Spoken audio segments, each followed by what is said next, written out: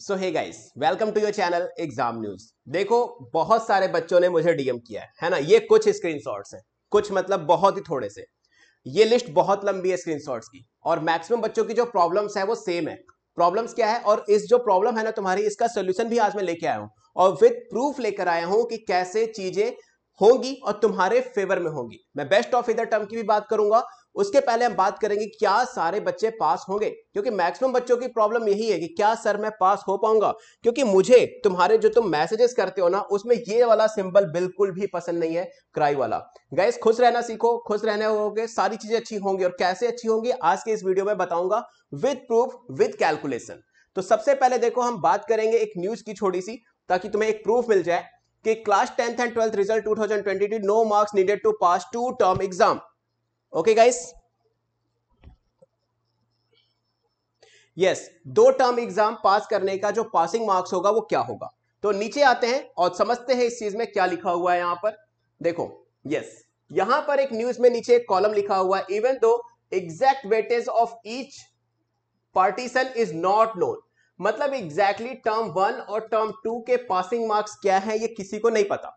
बहुत सारे लोगों ने बहुत सारे यूट्यूब पे बता भी रखा होगा, बट एग्जैक्टली ये अभी किसी को नहीं पता है ना। Student still need to obtain 33% marks to clear a subject. ध्यान से पढ़ना गाइस इस न्यूज को, टू क्लियर अ सब्जेक्ट।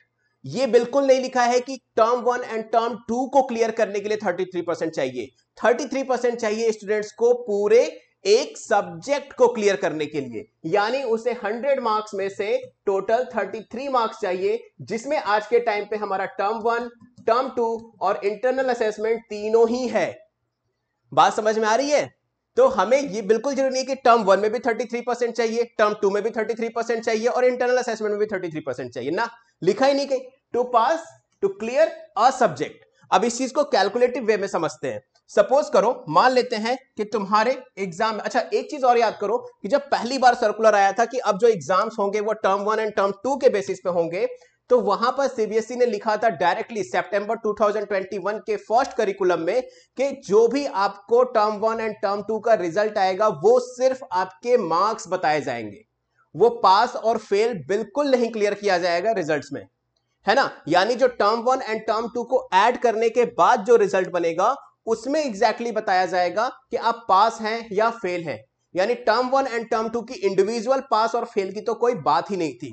तो मैंने थोड़ी कैलकुलेशन की और फिर मैंने सोचा कि क्यों ना तुम लोगों को भी क्लियर किया जाए इस कैलकुलेशन को, ताकि तुम लोगों को भी थोड़ी सी राहत मिल जाए। तो गाइस, सबसे पहले मैं बात करूंगा क्लास 10th वाले बच्चों की, है ना, 10th वाले बच्चों की, क्योंकि बच्चे छोटे हैं और काफी ज्यादा परेशान है।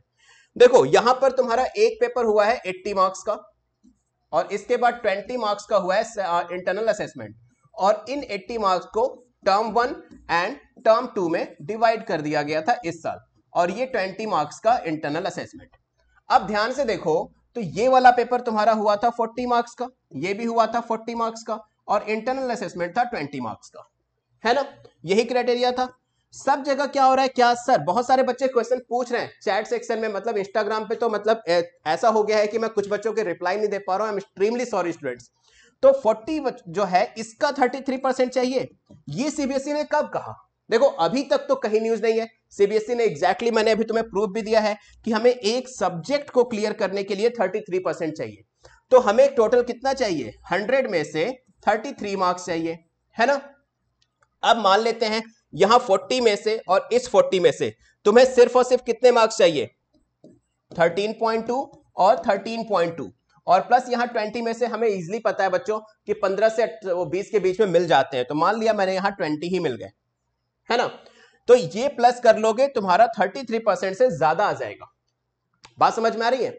अब एक चीज ध्यान से सुनो, कुछ बच्चे कह रहे हैं सर मेरा टर्म 1 बहुत अच्छा गया था, 40 में से 30 मार्क्स मिल गए। टर्म 2 सर थोड़ा सा ओवर कॉन्फिडेंस की वजह से, या कह लो सब्जेक्टिव एग्जाम लिखने ना वजह लिखा नहीं था बहुत दिनों से, उस वजह से थोड़े कम मार्क्स आ गए, 7 मार्क्स आ चुके हैं, है ना। यहाँ पे 7 मार्क्स आ चुके हैं। तो क्या मैं पास हो पाऊंगा? तो बेटा सीबीएसई ने ये तो कहा नहीं कि टर्म 2 में भी पास होना जरूरी है, टर्म 2 के सिर्फ मार्क्स काउंट होंगे। इन दोनों को प्लस करो। सॉरी स्टूडेंट्स, माइक थोड़ा डिस्टर्ब कर रहा है, जस्ट 1 सेकेंड।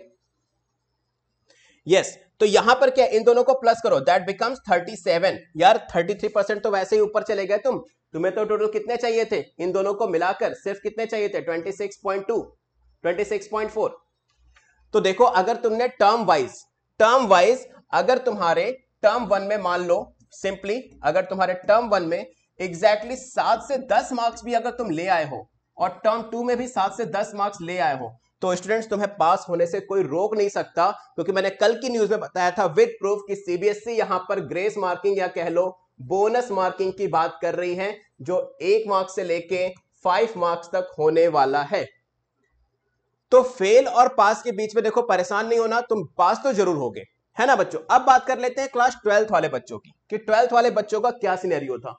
तो देखो 12th वाले बच्चों के केस में उसकी भी मैंने कैलकुलेशन कर रखी है।